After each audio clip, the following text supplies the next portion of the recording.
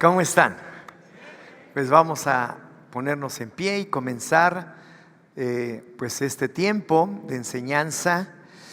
Ay, cuánto anhelo y cuánto también siento que ustedes deben también tener este mismo deseo, el conocer más de Dios. Y conociendo más de Dios, estoy seguro también que van a conocer más y más de su herencia, de lo que Él nos ha dejado a los creyentes, aquellos que hemos creído en el Señor, aquellos que caminamos con Él y a veces sin darnos cuenta de todo aquello de lo que Él ha preparado. Dice que inclusive lo ha preparado desde antes para cada uno de nosotros. Y eso es lo increíble, que podamos descubrir que en la mente de Dios siempre estuvimos, aún antes de nacer. Él dice que nos eligió, aún antes de nacer, Él ya nos estaba bendiciendo y enriqueciendo en un montón de cosas. Él ya nos tenía en su mente. Y nosotros como que obviamente eso se nos hace fuera de toda comprensión humana, pero es la realidad. Y por eso es que necesitamos leer lo que dice Dios para que lo podamos entender. Así que vamos a orar. Señor, gracias. Es algo increíble, extraordinario, digno de tu eterna majestad y poder, lo que hoy experimentamos en nuestra vida, porque sabemos que tú nos elegiste aún antes de la fundación del mundo y aún antes de que se fundara esta tierra. Ya nos habías visto y ya habías preparado para nosotros cosas extraordinarias. Gracias, Señor. En tu herencia caminamos día a día. Queremos conocerte, queremos conocer más de ti y de lo que tú tienes para nosotros. En Cristo Jesús. Amén. Pues tome su lugar, por favor. Bien, pues estamos en el capítulo 1 que comenzamos la vez pasada. Si usted tiene su libro ahí a la mano, pues empezamos este capítulo número 1 en la página 7, los destinatarios del libro.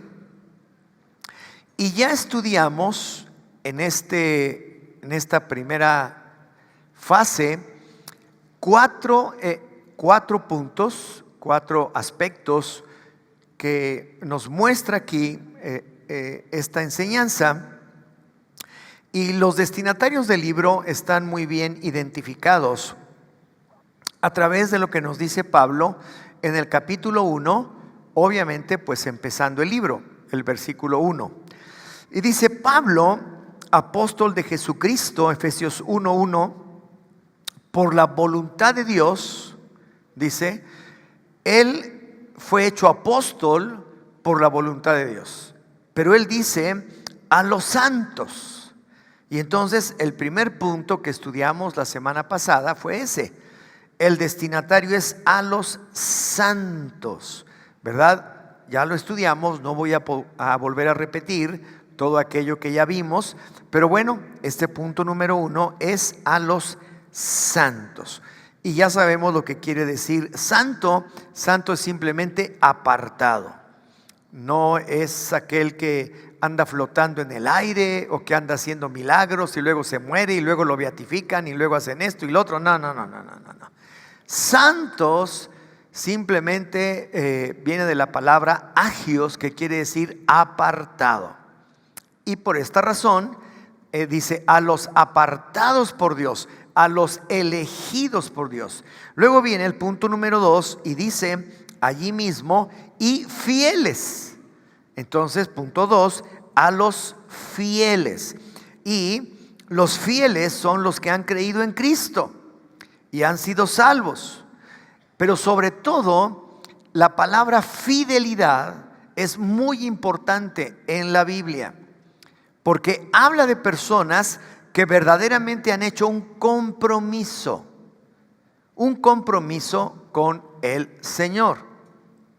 Fidelidad es una palabra muy completa, muy fuerte y que nos debe realmente dirigir hacia lo que el Señor indica en lo que es ser fiel. Entonces, fidelidad tiene que ver con la exactitud con la que cumplimos nuestros compromisos. Así es. Entonces, a los fieles son aquellos que han creído, que son salvos, pero que también están comprometidos con su fe, constantes en su fe y sus convicciones. Luego dice, sigue mencionando, fieles en Cristo, los que están en Cristo. Y esta frase es una doctrina, como vimos también, muy pero muy importante, porque ya no nos pertenecemos a nosotros, nos dice la Escritura, sino que realmente le pertenecemos al Señor. Pero es muchísimo mejor, ¿verdad?, el que nosotros tengamos una pertenencia hacia el mismo Dios Todopoderoso, el que creó todas las cosas, a que dependamos de nosotros mismos o de otras cosas que no nos llevan a nada. Entonces, aquellos que están en Cristo son aquellos que están dependiendo absolutamente de la verdad, de lo que es el verbo, la palabra, la verdad de Dios, la verdad que se encarnó en Cristo Jesús para mostrarnos realmente cómo es Dios y qué dice Dios acerca de nosotros. Entonces, esos son los que somos, los que estamos en Cristo, los que están en Cristo. Y el último punto, 4, es los que están en Éfeso, ¿verdad? Aquí ya se dirige de una manera específica a lo que es la ciudad de Éfeso, pero más que eso, a los santos, a los fieles, a los que están en Cristo en Éfeso. Hoy se está refiriendo a los santos, a los fieles también, ¿verdad? A los que están en Cristo, pero que viven en Puebla. Bueno, ok, entonces así está. En realidad esto es. Ahora, la vida en Éfeso, ya lo platicamos también esto, era una vida en ese entonces pues muy similar a la que hoy vivimos en estos tiempos.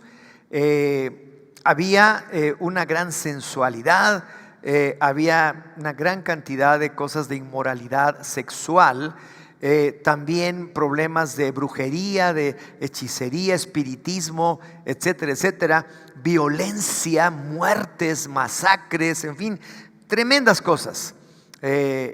Algo semejante a lo que vivimos. Entonces, debemos darnos cuenta que la Biblia es un libro actual. Aun cuando fue escrito hace 3000 años, empezó a escribir mucho más. Ahora que lo tenemos en nuestras manos, es tan actual como hace 2000, como hace 1000, como hace 3000, etcétera. ¿Por qué? Porque habla básicamente de la condición y la naturaleza del ser humano, hecho a la imagen y semejanza de Dios. Por lo tanto, no hay diferencia, como Pablo menciona. No hay diferencia entre judío y griego, entre asceta y otro que no lo es. No hay. Todos somos iguales delante de Dios desde que Él creó a Adán y Eva hasta nuestros días. Así somos. Entonces no hay esto de que ya pasó de moda, de que eso fue hace tantos años. No, al contrario, cada vez que abrimos la Biblia nos damos cuenta que es más actual que nada. Es más actual que el periódico, ¿verdad? Es más actual que las cosas que vemos día tras día. Entonces es importante descubrir lo que Dios dice hoy. Y hoy Dios está diciendo esto, porque esto es lo actual. Entonces, mire, las modas Hay muchas modas y ha habido a través de los siglos y de los siglos muchas modas, pero las modas pasan, ¿verdad? Ay, que estuvo de moda, y qué rico, y qué bonito, y que esto, y que el otro, y que no sé qué. Y yo me acuerdo hace años que todavía no me casaba yo con Ruth, andábamos noviando, ¿verdad? Y que de repente había, no sé dónde, por aquí en Puebla, un charlatán ahí de los que de control mental, o no me acuerdo. Unos que sean viejitos de mi edad se acordarán, ¿verdad? Pero que los traía mareados. Y allí iba mi suegro, allí iba mi suegra, y allí iba Ruth, ¿verdad? Y como Ruth es muy libre pensadora y le gusta meterse y todo, y yo tranquilo, como yo no creía en nada y estaba bien babotas, pues no sabía nada, ¿verdad? Pero esas cosas existen aún hoy en día. Y no les quiero aquí echarle propaganda fea a toda esa gente, pero de por sí son feos. Así que no hay bronca, ¿verdad? Pero el mundo está igual. Pero esa moda pasó. Ya no hay de esos. Ahora hay de otros. Es otra moda. Y hay de otros. Y ya los de Catemaco creo que ya ni están. O si están han de quedar los ancianos, ¿verdad? Los más viejos. ¿Por qué? Porque pasan.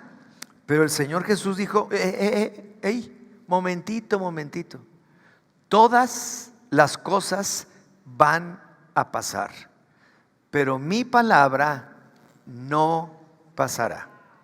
Es tan actual como la estoy diciendo hoy, seguirá siendo igual. Y tú la descubres. Y descubres que efectivamente es igual. Entonces, esta palabra de Dios es única. Entonces, estudiamos hasta este punto número 4 a los que están en Éfeso, en donde se menciona que tenían prosperidad, pero también tenían abundancia de sensualidad y crueldad. Había violencia, muertes, saqueos, etcétera. Y además una fuerte inclinación al sexo y a la brujería. Y ahora estamos aquí en la página 10, en donde dice dos bendiciones especiales, que son el punto número 5 y el punto número 6. Y entonces volvemos a leer Efesios 1, versículo 1. Pablo, apóstol de Jesucristo, por la voluntad de Dios, a los santos, ya lo vimos, a los fieles, ya lo vimos, a los que están en Cristo Jesús y que viven en Éfeso. Y luego sigue diciendo, gracias a ustedes y paz de parte de Dios nuestro Padre y del Señor Jesucristo. Entonces, punto número 5, ¿qué sigue? La gracia. Gracia. Dice, la gracia de Dios. Ahora, ¿qué es la gracia? Es un favor que no merecemos. Cualquiera de nosotros puede recibir gracia y hallar gracia. Algo que no merecemos. O simplemente que no lo procuramos, ¿verdad? Por ejemplo, si yo le digo ahorita a Nayeli, oye Nayeli, ven, bueno, te voy a regalar 200 pesos. Ahí están. ¿Qué hizo para merecerlos? Pues nada. Gracias, son tuyos. Entonces, ¿qué pasó? Es una gracia. Ahora, de que se lo merece, pues yo digo que sí, ¿no? A todo dar, ¿no? Pero bueno, pero es un favor, porque no hizo nada para merecerlo. No hizo nada, absolutamente nada. Entonces, esa es la gracia. Dice que la gracia de Dios, todo aquello que comprende la gracia y que no merecemos, la podamos recibir de Dios. Y esa es su herencia. ¿Qué hacemos para recibir una herencia? Nada, solamente ser hijo. Porque los hijos son los que reciben la herencia, el testamento, ¿verdad? Aunque sean muy feitos y hayan nacido chuecos, tienen herencia, ¿verdad? Ahí está su herencia. ¿Por qué? Porque tenemos de parte de Dios esa herencia, favor no merecido. La definición más común se refiere a una bendición de la cual no se era acreedor. Entonces esto se convirtió en un Un regalo. Listo. ¿Y qué? Así es. Cuando al Señor Jesús lo increpaban los escribas y fariseos y todo el rollo, le decía, bueno, ¿qué les pasa a ustedes? ¿Qué tienen? ¿Qué les da envidia? ¿Les da coraje de que sea yo bueno? Así les preguntó. Y se quedaron secos, ¿verdad? O sea, ¿qué les pasa? ¿Que hay algún envidioso que tiene envidia de Anayeli? Ojalá y no, ¿verdad? A lo mejor hay alguien que los necesita y puede hablar, ¿verdad? Y decir, los necesito. Esa es otra cosa. Pero no pueden tener envidia. Dice que ¿por qué tienes envidia de que yo sea bueno? Porque estaba sanando a la gente. Estaba trayendo la verdad. Estaba ministrándoles. Y entonces los escribas rechinaban los dientes. Y mira nomás, está haciendo milagros en el día de reposo. Eso no es permitido. ¿Quién sabe? Es gracia. Es gracia. Estaba sanando. Estaba dando de comer. Estaba atendiendo. Estaba ministrando. Estaba orando por los niños. Todo es gracia. Gracia de parte del Señor. Ahora mire esto que es bien importante, porque lo tenemos que aprender a identificar. La gracia de Dios es más que el perdón de nuestros pecados. Ahora, ¿por qué razón? Porque para el perdón de nuestros pecados interviene esto. La misericordia de Dios se aplica a nuestros pecados. Él tuvo compasión de nosotros, que es un sinónimo de misericordia de nosotros, y nos perdonó nuestros pecados. Entonces, si tú lees la próxima semana, yo ya me adelanté tantito con el tiempo con Dios, mañana, tú vas a leer cuando el Señor dice, porque para siempre es su misericordia. Y vuelve a repetir otro verso y dice, ¿por qué? Porque para siempre es su misericordia. Entonces, su misericordia, esto es el perdón de los pecados para toda la humanidad, están siempre al alcance de todos. Aquellos que se humillan delante de Él, arrepentidos, y le piden perdón y le dicen, sí creo en ti, Señor. Tú me salvaste en la cruz. Esa es la misericordia de Dios, que se aplica para lo que es directamente el perdón de nuestros pecados. Pero la gracia, que también es recibir el perdón de los pecados, va más allá, porque tiene que ver con todo en la vida. Por ejemplo, Anayeli obtuvo, ¿qué? Gracia. Y yo no le tuve que perdonar pecados, ¿verdad? ¿Quién me libre, Dios? ¿Verdad? Pero ¿qué pasó? Es parte de la gracia. Entonces, la misericordia es para recibir el perdón y lo recibimos, pero la gracia es para que aprendamos a vivir aquí en la tierra. ¿Sí me explico? Entonces, aquí está escrito, dice, pero la gracia de Dios es aplicada a las áreas en donde no hemos podido ganar la victoria. Habrá algunas áreas de tu vida que todavía te cuesta trabajo resolver. Eres enojona, estás amargada, o tienes un rencor ahí en el corazón, y tienes esto, y tienes lo otro, y ya no sabes por dónde, ¿verdad? Bueno, Dios ya te perdonó, te vas a ir al cielo, pero no te vayas amargada. Obtén la gracia. Y entonces cuando llega la gracia, entonces en la gracia de Dios descansas y dices, ¿sabes qué? Gracias, Señor. La gracia que me has dado se está aplicando a mi vida para que yo pueda caminar aquí en la tierra de otra manera. Porque Dios quiere que tú vivas la vida. No quiere que la vayas arrastrando, que vayas dando un testimonio ahí de estar pasándola mal toda la vida, que vayas de aquí a allá, tumbo tras tumbo. No, Él quiere que vivas la vida bien, y no tiene nada que ver con dinero, tiene con la cosa de que vivas con lo que necesitas. Dice, como Pablo dice, teniendo en todo lo suficiente, podamos ser inclusive personas que ayudan a otros. Pero teniendo en todo lo suficiente. Esta es la idea. No que vayamos arrastrando la vida, no tiene caso. Entonces, ¿para qué queremos a Dios? Él está otorgando gracia y gracia. Y si no salen las cosas como tú piensas, tranquilo. Ese es el plan de Dios. Algo está pasando, algo te está enseñando, pero sobre todo tú estás en paz. Porque tú haces todo tu mejor esfuerzo, tú haces todo lo mejor que has aprendido, has entendido y has podido poner en práctica en tu vida. Y si sale, feliz. Y si no, pues tranquilo, espéralo, ¿verdad? Pero llegará, porque es gracia, y es gracia. Entonces, misericordia igual a perdón. Gracia para no volver a caer en el pecado, ¿verdad? Así de fácil para que lo podamos entender. Por ejemplo, Pablo tuvo esa experiencia en la cárcel. Cuando él estaba ahí, todo desanimado, tronado y todo, ¿él qué necesitaba? ¿Misericordia o gracia?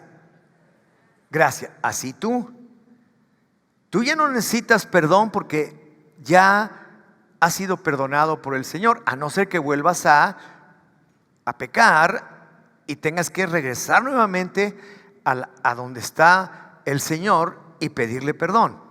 Pero cuando estás en una situación como en la que estaba Pablo, ya no necesitaba perdón, él necesitaba gracia.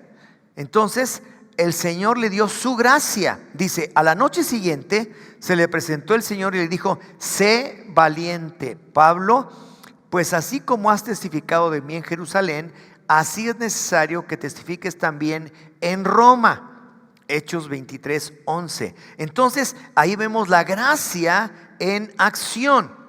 Si Dios lo dice, va a ser. Es necesario que tú lo hagas, lo vas a hacer. Entonces yo lo haré por ti y contigo, dice el Señor. Lo haré por ti, pero también lo haré contigo. ¿Por qué? Porque necesita que voluntariamente nosotros también participemos. No es automático. No te va a llegar nada más porque tienes una cara muy bonita. No, porque tú también lo procuras y lo esperas, ¿verdad? Dios le dijo a Pablo: tranquilo, no te preocupes, estás metido en un lío en la cárcel. Evidentemente lo iba a sacar de ahí. Dice: te voy a sacar porque tengo un plan. Tú vas a ir a testificar por mí a Roma. Ahora, él pudo haber dicho: ve tú o manda otro, pero no. Lo sacó de la cárcel, y una vez fuera de la cárcel, ¿qué hizo Pablo? Pues se fue a Roma, ¿verdad? Entonces no es automático. No es de que por sí la gracia ya. No. La misericordia y el perdón de Dios sí lo son, no automáticos, pero sí a través de una decisión que tú tomas en un momento en donde tu corazón es contrito, humillado delante de Dios, y te arrepientes verdaderamente de todo corazón, y Dios te perdona. Y te perdonará todas las veces que sean necesarias. Pero la gracia la necesitamos aplicar en nuestra vida para poder vivir aquí en la tierra, sobre cualquier circunstancia. Entonces, cada vez que ya no puedes continuar y una palabra de ánimo viene a ti, experimenta la gracia de Dios. Esto lo subrayé también. La gracia de Dios comienza a operar solo cuando nosotros mismos ya no podemos continuar. Hay ocasiones en que Dios nos indica hacer cualquier cosa y caminamos en ella y vamos bien, y de repente ¡crack!, como que se detiene la maquinaria. ¿Y ahora qué hice? Señor, ¿qué hice? No hiciste nada. Nada más que las condiciones que se están dando para que tú puedas seguir avanzando ahora están más difíciles. Yo sé que tú quieres seguir adelante. Yo sé que tú quieres salir de este problema. Yo sé que tú quieres salir de este mal hábito. Yo sé que tú quieres salir de esto. Pero ahora lo que necesitas es mi gracia. Y entonces, Señor, dame más gracia.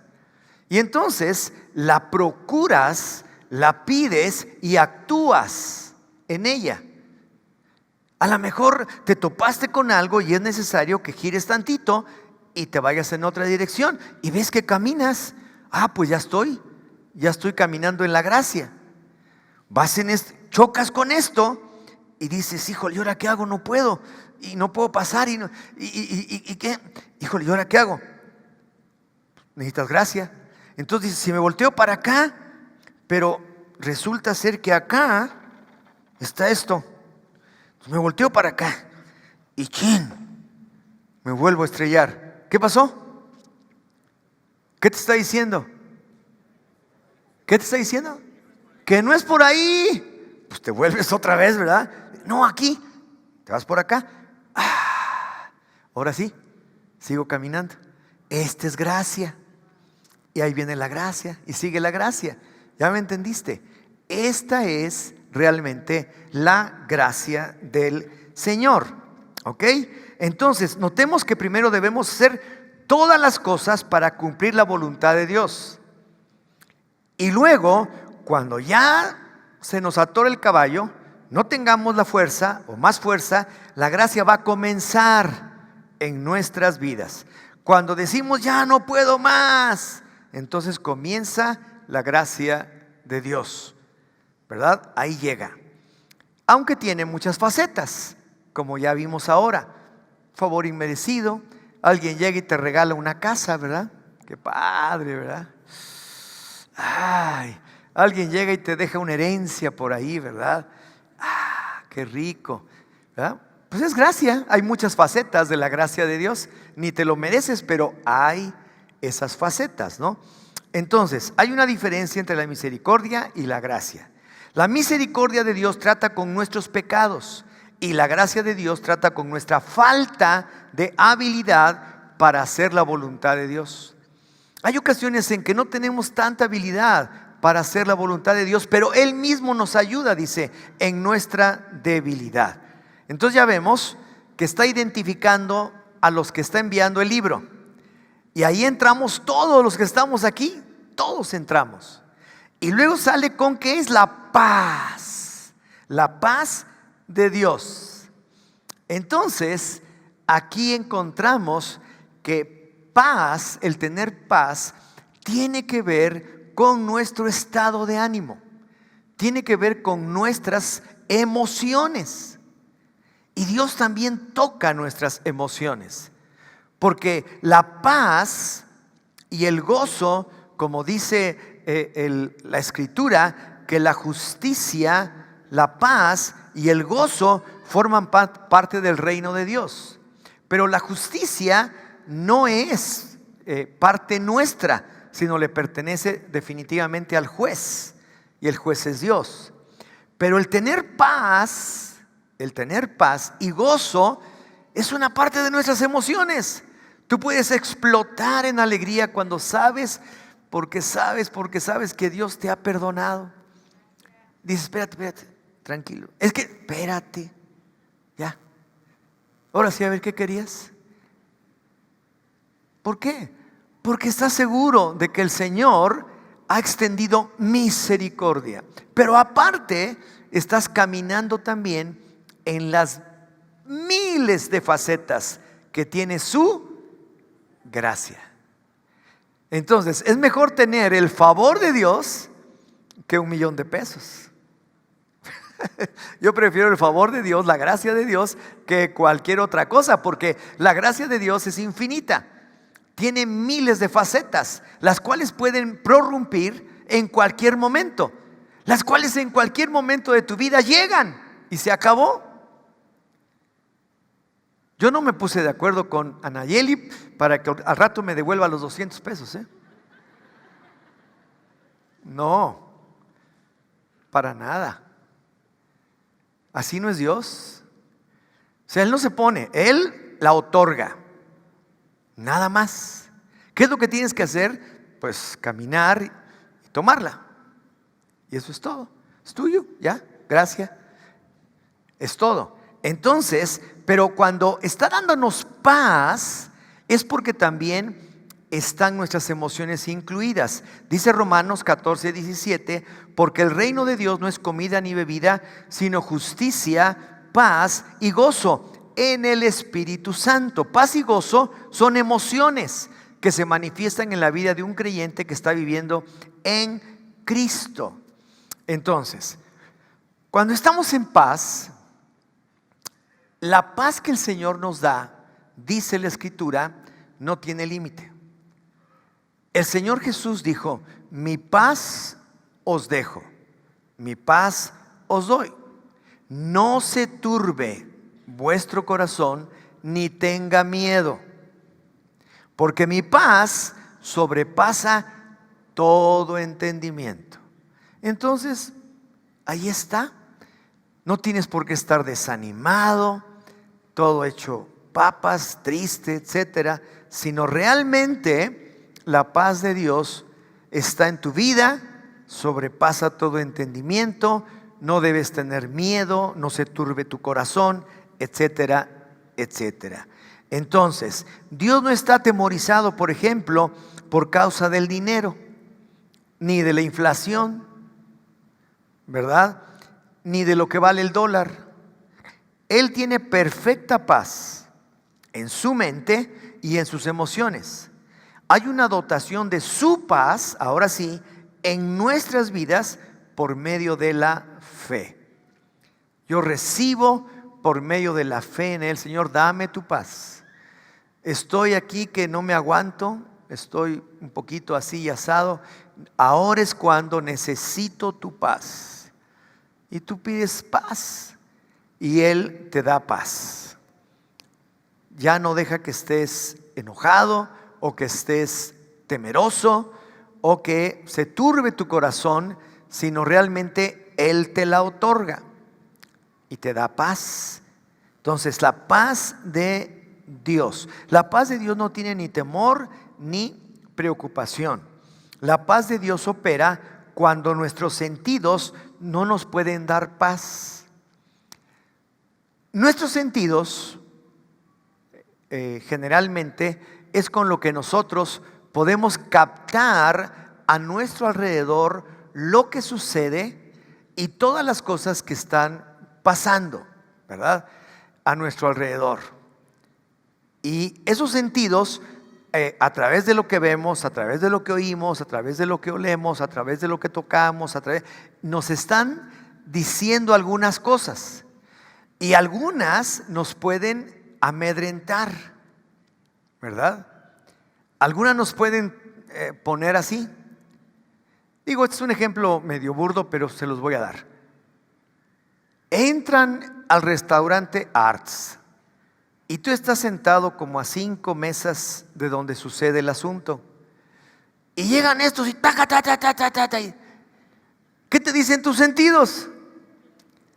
Tírate al piso, no seas menso, pero rapidito, ¿verdad? Pero pasa todo y tú te levantas y no estás así, ¿verdad? ¿Qué le pasó a ese? No sé, llévenselo al hospital. No, sino dices, gracias a Dios, paz, paz, ni un rasguño me tocó, paz, paz. Es muy diferente. Hay personas que en verdad son capaces de encerrarse en su casa por 1 mes y no salir y no volver a ir a ningún lugar porque les puede tocar a ellos. No, eso no es paz, ¿verdad? La paz no tiene temor ni preocupación. Aun cuando nuestros sentidos vivimos un momento tremendo, ese momento pasó, ese momento no tuvimos nada que ver y nosotros ahora podemos tener seguridad, paz, tranquilidad. Desde luego ser precavidos, porque también nos los enseña, no andarte metiendo por donde quiera, pero la paz de Dios está en nosotros. Entonces, cuando nuestra mente no puede resolver el problema, entonces la paz de Dios toca nuestras emociones. Ánimo, desánimo, acción, etcétera. Ahí están. ¿Qué esperamos pues? Entremos en la paz del Señor. participemos juntamente con Cristo de este ministerio de paz. Aceptemos la bendición de la paz de Dios y en ella reconozcamos que no hay necesidad de tener ni preocupación ni temor en nuestras vidas. Y aquí viene una de las preguntas, en realidad son tres, que es necesario que usted lo haga. No tiene que hacerlo ahora, para que lo piense con todo cuidado y pueda contestar acerca de esta temática que estamos ahora estudiando de la manera correcta y que se pueda realmente mostrar usted. Ese libro nadie lo va a leer, por eso les decía que es individual, no puede ser, ¿cómo se dice?, compartido. Usted pone lo suyo y cuidadito y se lo lea a alguien. Es como su diario, ¿verdad? Esto es lo que yo siento, esto es lo que yo pienso, esto es lo que yo creo. Entonces, reflexión. ¿Cuál es el propósito de tu vida?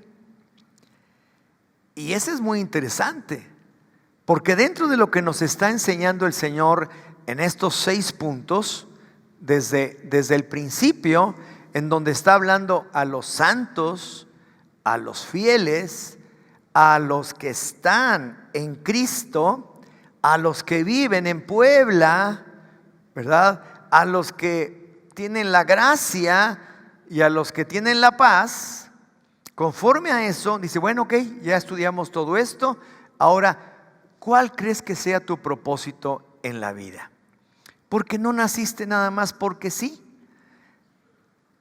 O sea, no eres un accidente del destino, para nada. Dios te había visto, dice, desde antes. Él te escogió, ahora eres hijo de Dios. Entonces, una vez entendiendo todo esto y estos 6 puntos a los cuales nos está hablando, se está dirigiendo a ti, se está dirigiendo a mí. Yo quepo, entro dentro de estos 6 puntos. Ahí estoy metido, perfectamente metido estoy ahí, ¿verdad? Santos, fieles, en Cristo, en Puebla, en la paz, en la gracia, etcétera. Pues ahí estoy, ¿verdad? Entonces me está hablando a mí, y dentro de lo que Él me está hablando, ahora sí yo ya puedo entender cuál es mi propósito. Y yo quiero que tú escribas con calma cuál es el propósito de tu vida. A mí me costó escribirlo. Yo puse aquí 3 puntos principales. Obviamente no se los voy a leer porque son míos, ¿verdad? Pero son cosas en las cuales está marcado el propósito de Dios para mi vida, como yo lo veo hasta estos días. ¿Cuál es el propósito de mi vida delante de Dios? Bueno, aquí lo escribí, ¿verdad? En esta parte, como le digo, fueron varios renglones. Usted también lo tiene que hacer, y de todo corazón, o sea, con toda sinceridad. Nadie lo va a ver, usted lo va a tener ahí presente, y a lo mejor hasta lo corrige, pero eso es parte de lo suyo. En la siguiente página viene otra pregunta muy importante, página 12. ¿Qué necesitas para ser fiel en el Señor? ¿Qué necesitas? Es importante, ¿no? ¿Qué necesitas para ser considerado fiel?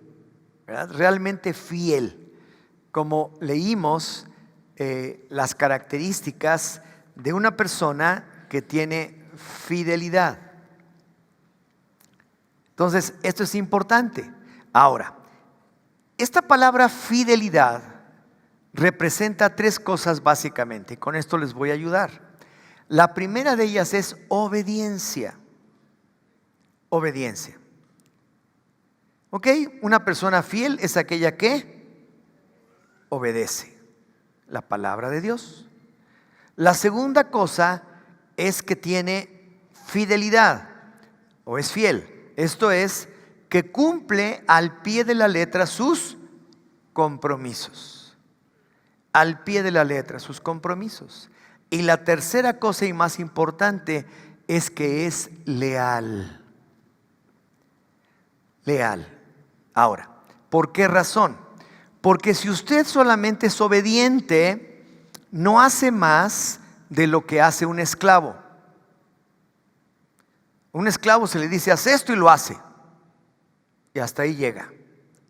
Si usted es obediente y también cumple al pie de la letra sus compromisos, ¿qué cosa es?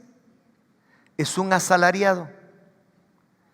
Es alguien que obedece, cumple con su trabajo y se acabó. Pero aquel que es obediente, que es fiel, tiene fidelidad al cumplir sus compromisos y que es leal, ese es aquel que no va a cambiar y al cual está dirigida la palabra de Dios específicamente. A estos fieles son a los que les estoy dirigiendo hoy mi palabra.